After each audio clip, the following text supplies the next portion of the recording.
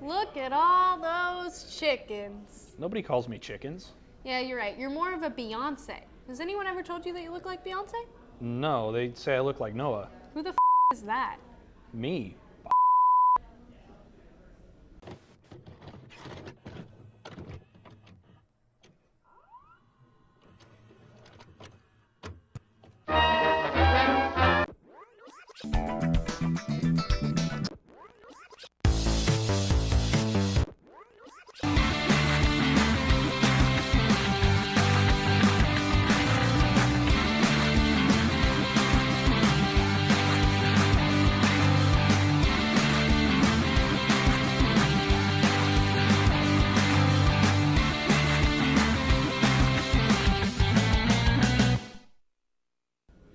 Welcome back to The Real Deal, Ball State's premier entertainment news show. I'm your host, Abby Perry. And I'm Noah Bullard, at least for now.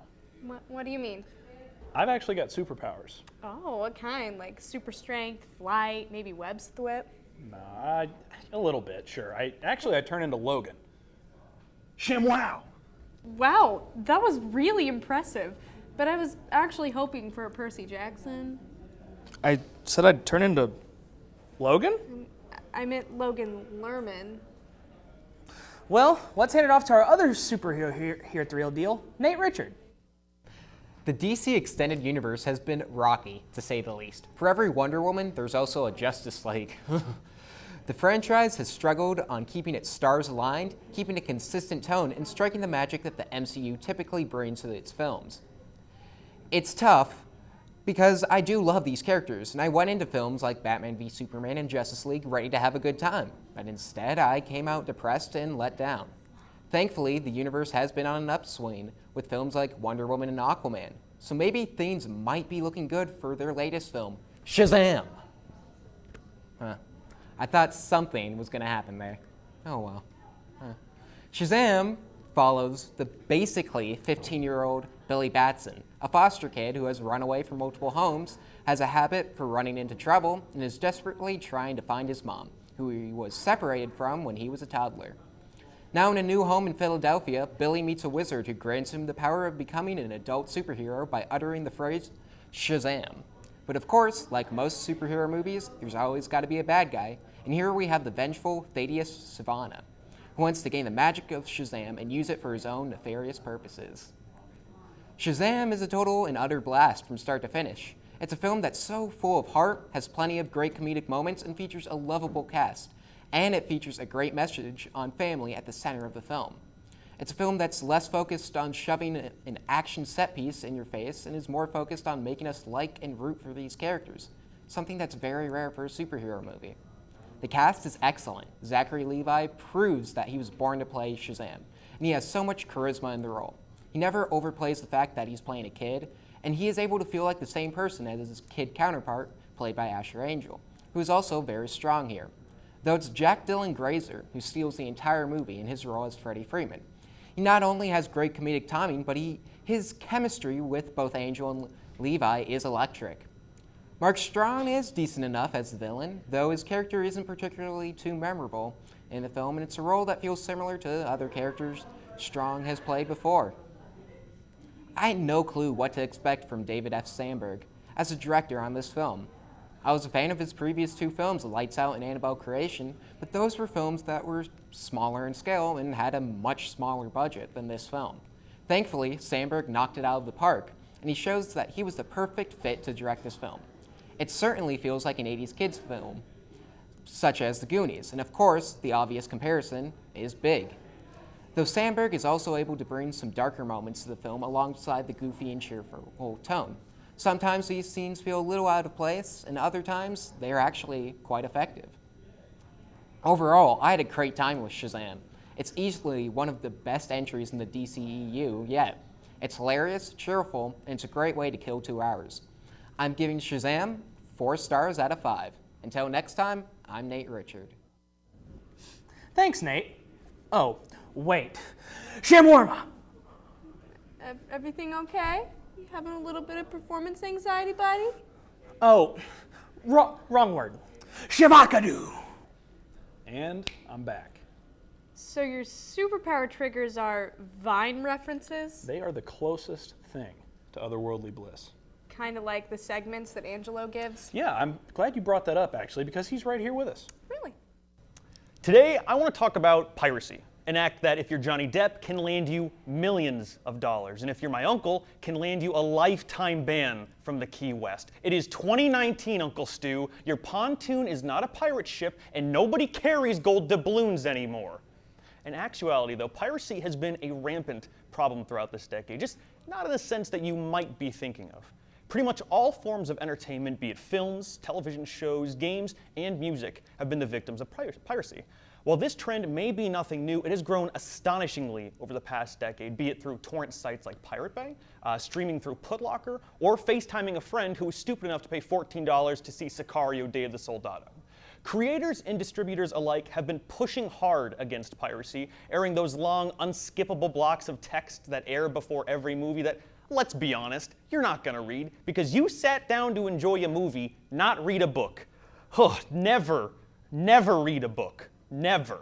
Additionally, they have tried to steer people away from illegally viewing movies by a smash hit marketing move of airing commercials that say, you wouldn't steal a car, piracy is a crime. And listen, okay, while we're on the subject, I am in no way advocating for a crime. But let's not pretend stealing a car and watching a movie are on the same level of illegality, all right? A movie ticket does not cost the same as, I don't know, a Dodge Challenger SRT Demon, nor can it go from 0 to 60 in 2.3 seconds with 808 horsepower and a streamlined front engine. Okay, not the same thing. It's not the same thing. But I digress.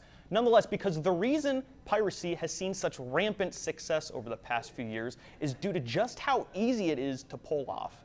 Anybody with an internet connection can watch a movie of their choice within a few moments. And this accessibility has allowed piracy to become second nature. I mean, let's be honest here, all right? Everyone has done it. Everyone's pirated something. If you're watching this, raise your hand if you've illegally viewed, listened, or played a piece of content before. And if you're not raising your hand, raise it to pick a phone up and call your parents, all right? Because they deserve to know what a disgusting liar you are, all right? Now, I'm not saying that everyone who pirates content is a bad person. Far from it, as they are as common as those who find Zayn to be the dreamiest former member of One Direction. And although it's not the topic at hand right now, before people spout off about this, have you seen those cheekbones? Have you seen that jawline? Look at me dead in the eyes and tell me your heart doesn't skip a beat at the sight of that Greek god, all right?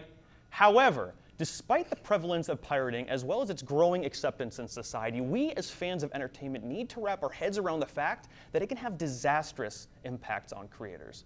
Although a few years old, both The Expendables 3 and Kick-Ass 2 were leaked and streamed an exorbitant amount of times prior to their release, which resulted in a tremendous loss of money from ticket sales that derailed future installments. And even just last season of Game of Thrones, the episodes were illegally streamed over 1 billion times, 1 billion with a B.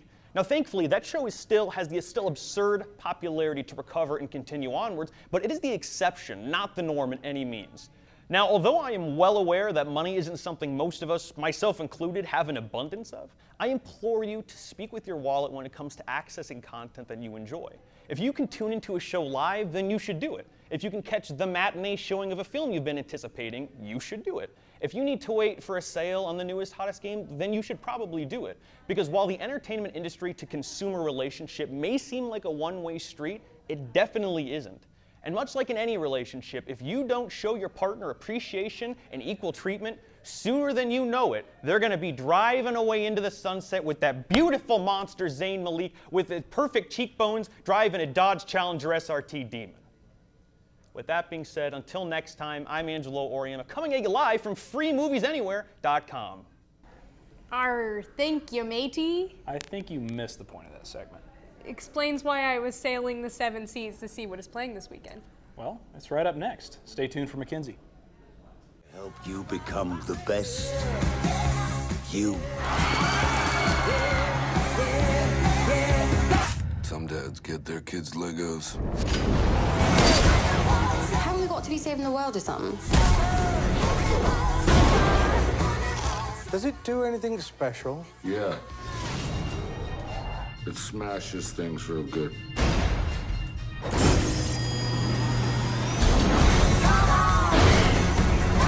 The wild places of the world, and you're the world's greatest adventurer. What exactly do you ask of me? I'm lonely. I'm the last of my kind. But on the other side of the world, they talk of this creature. The Yeti. I think these Yetis are my cousins. Can you take me there? I give you my word. Okay, what is it? What? Your word. No, it's a figure of speech. Sounds good. What is it? Well, I'm on my way. We have a long way to go. You'll need a map. Who is Hardin Scott? I think that it's better if we keep our distance.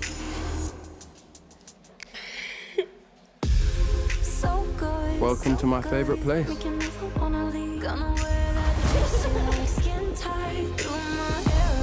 Thought that you just wanted to be friends.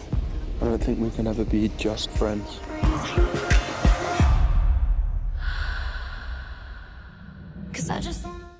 I saw you hanging out with Anastasia. It's not what you think. I won't hesitate.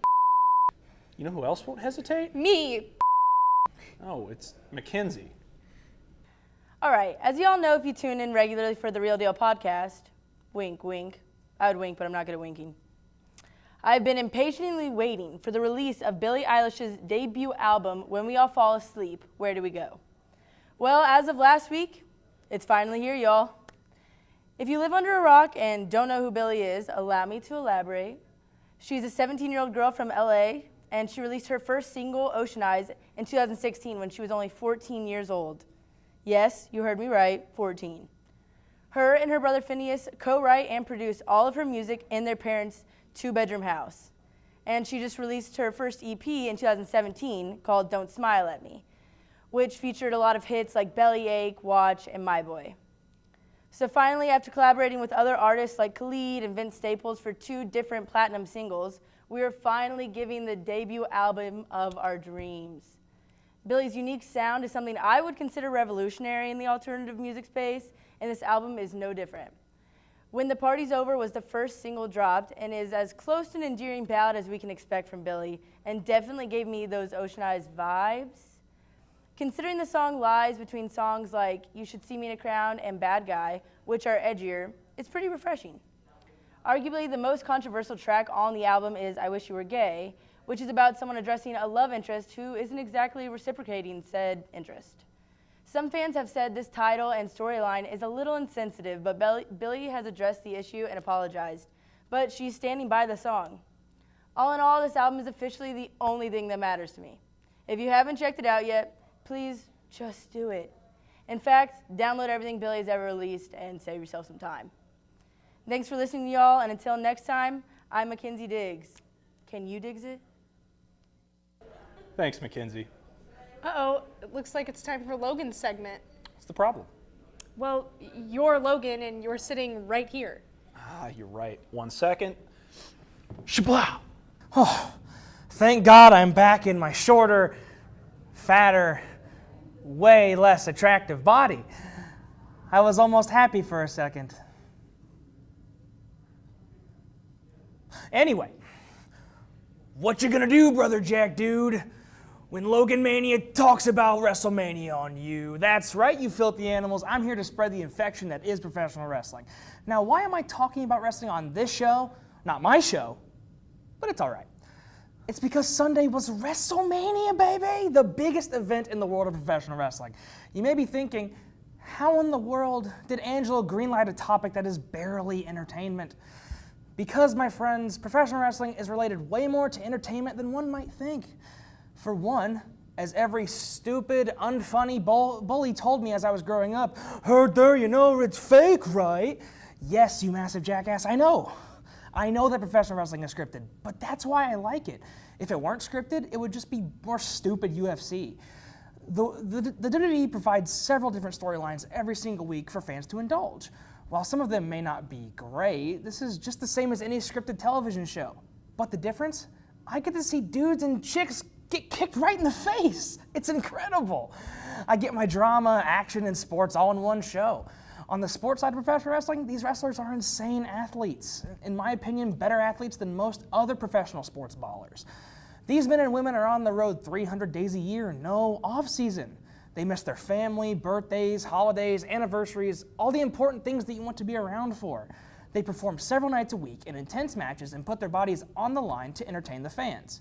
You have to respect their drive and toughness, as it takes a special person to be a professional wrestler. Another reason why I'm talking about WrestleMania this year is because several important milestones were achieved at this year's event. For the first time ever, the show was main evented by the women. This is an incredible occurrence. For the past several years, everyone has been rallying for the women to be better represented, compensated more, and get their share of the spotlight. The women have been gaining ground ever since, and the culmination of that effort happened on Sunday. Congratulations to Becky Lynch, Charlotte Flair, and Ronda Rousey for being the first women to main event a WrestleMania, and congratulations to all of the women who fought to make that happen. Also, the first black WWE champion was crowned at the event, another huge milestone for better representation and increased diversity in the professional wrestling industry. Racism is rooted in a lot of places, whether intentional or unintentional, and the WWE was no different. This milestone shows huge strides in getting that equal opportunity that everyone has been fighting for. I commend everyone who fought to make this happen. Congratulations to Kofi Kingston on his historic championship win, and I hope that this is just the beginning for greater diversity in the world of professional wrestling. Thirdly, and less important than my first 2 points, professional wrestling is just fun to watch. Dudes and chicks flying around in the ring, punching and kicking each other, jumping off ladders, smashing through tables, heartbreak, triumph, underdog stories. It has everything movies have plus more. I have been a lifelong wrestling fan, and it's one of my favorite things on the entire planet. I strongly recommend experiencing the pure magic that it is, and I hope you get hooked just like I did. I'm Logan Lewis, and I swear to Macho Man Randy Savage, if someone doesn't turn me into someone attractive again, someone's going through a table. Thank you, Logan Lewis. We always knew that the cream would rise to the top. And from the shadows, it's shameless plug time. If you tune in for the rest of the week, then you'll have a 13% chance of seeing Rental Breakdown, which gives me a 33 3/4 chance of watching somebody eat a gross snack. That'll multiply up to a whopping 99.96% chance of 8-bits chatting it up while doing the Macarena. And you, Samoa Joe. The year is almost over, everybody. I'm almost free. I can leave almost. I have a couple weeks left, and I don't have to see any more of your dumb little faces ever again. Y'all remember how I had 92% dark chocolate? No. I got 100%. No. Daddy does not like.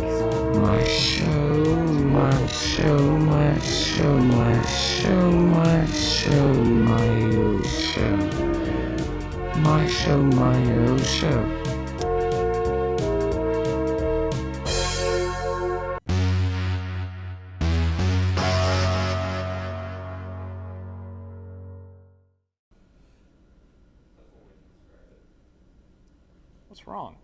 You know, you walk out the door, you see someone that you know, and they ask you how you are, and you just have to say that you're fine, but you're not really fine, but you just can't get into it because they would never understand. I know the feeling exactly. Do you? The only other person that knows is La Llorona. Who? The weeping woman, Noah! Oh, speaking of that, Shelby's here to give a trailer watch. Shelby?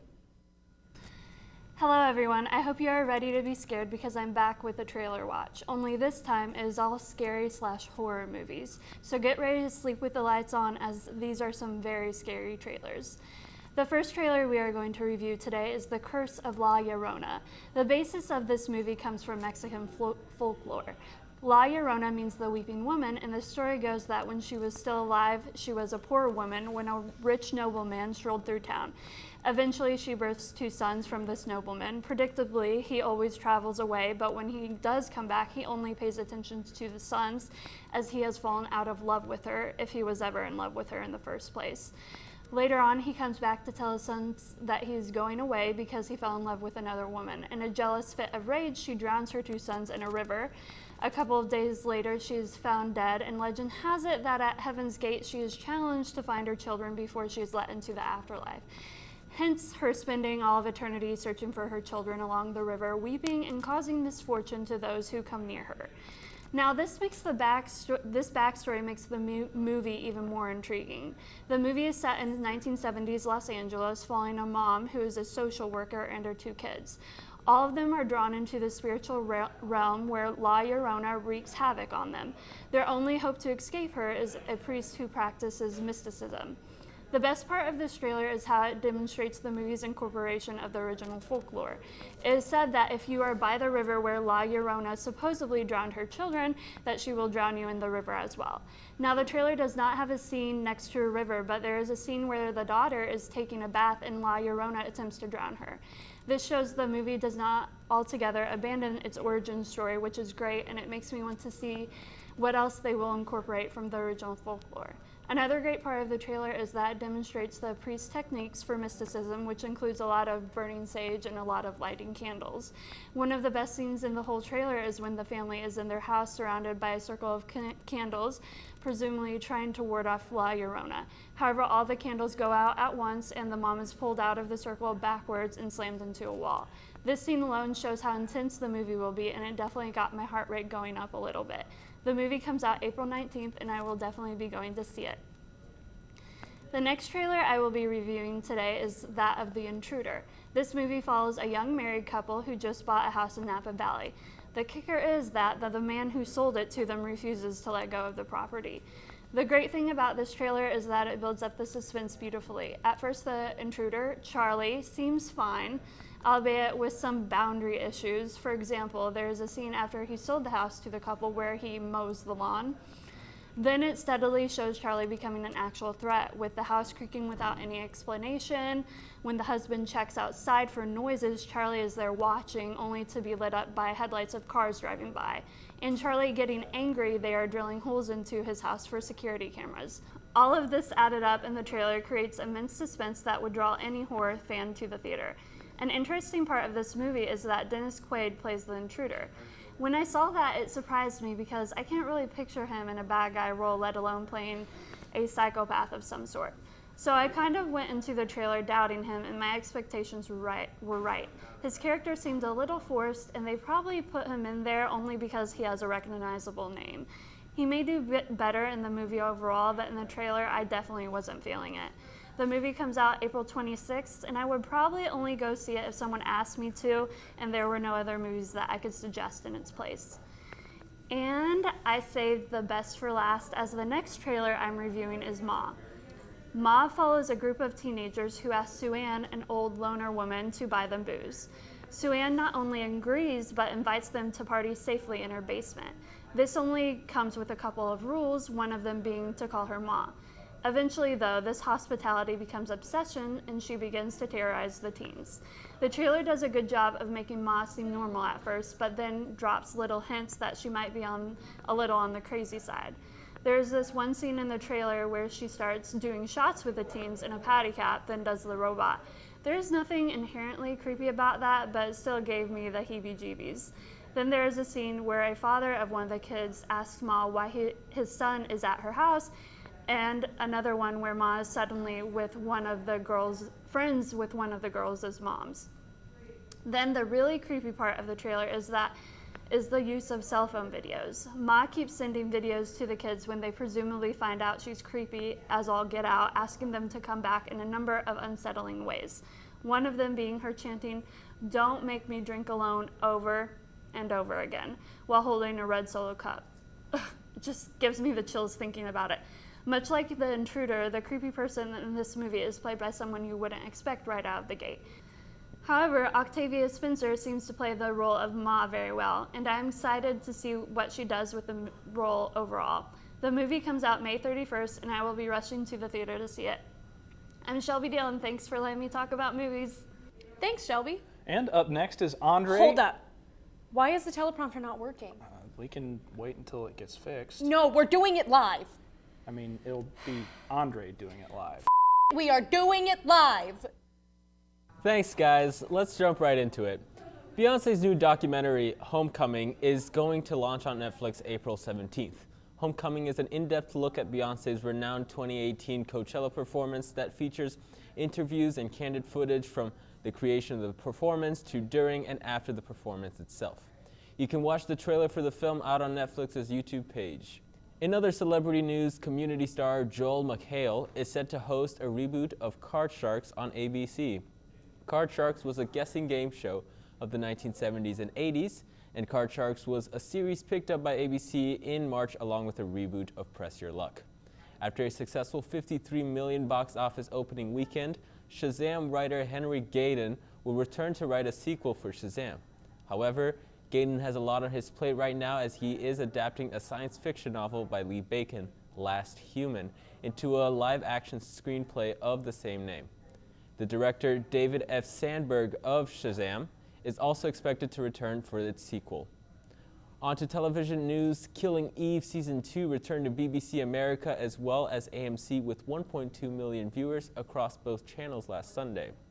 The viewer count of 1.2 million is 139% larger than its Season 1 average and 170% over its season premiere.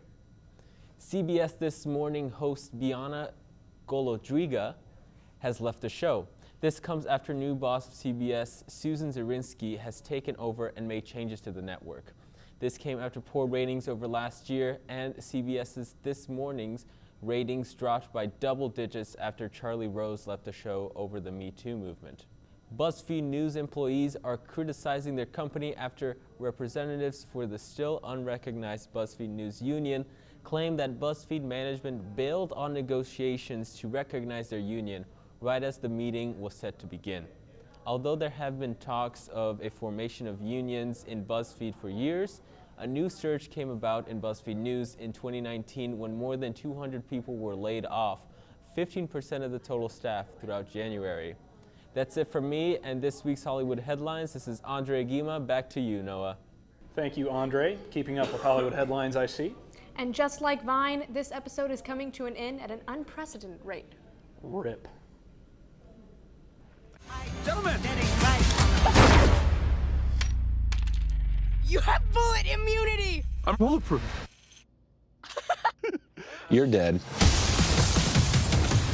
Sorry about your window, but you're welcome for not getting robbed. What's going on?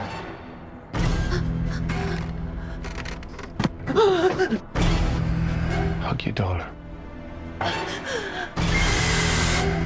I should never have shown you that place. Your child. You to believe in them.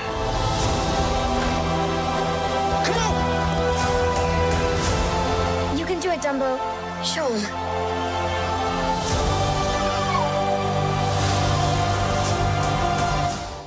Fair warning, this might make some of you mad. A few weeks ago, I watched The Hurt Locker, and I was pretty disappointed by how poorly the film had aged. And this week, I rewatched I Am Legend. If you can see the writing on the wall here, you're not necessarily wrong. Let me start by saying I've never really enjoyed Will Smith as an actor, and the man-made virus turns people into zombies narrative is really worn out at this point. But I really enjoyed I Am Legend when I saw it for the first time a few years ago. And it was an interesting film with some decent plot depth. I just watched it to watch it, and I took everything at face value. And this time I watched it to critique it. Maybe that's the problem, I don't know, but watching the film again, I looked at the plot holes, the continuity errors, the storylines, the other things that I usually just ignore when I watch something for fun. And first of all, what airborne disease only infects dogs via a bite? I know the movie has to give Will Smith's dog an excuse to survive the apocalypse, unlike his family that's killed in a very unlikely helicopter crash, but seriously, the science behind this doesn't make sense. The disease is airborne. That's why it killed everyone that wasn't immune. We know that from our main character's research. The disease can infect the dog, spoiler alert, but only through a bite? What? Different species do have different immune systems, but a virus does not discriminate once it enters the body regardless of how it got there. And last I checked, dogs don't have force fields of purified air around them. Our Will Smith played character, one Robert Neville, has been living in this post-apocalyptic wasteland for 3 years, and still he gets beaten around by the world around him.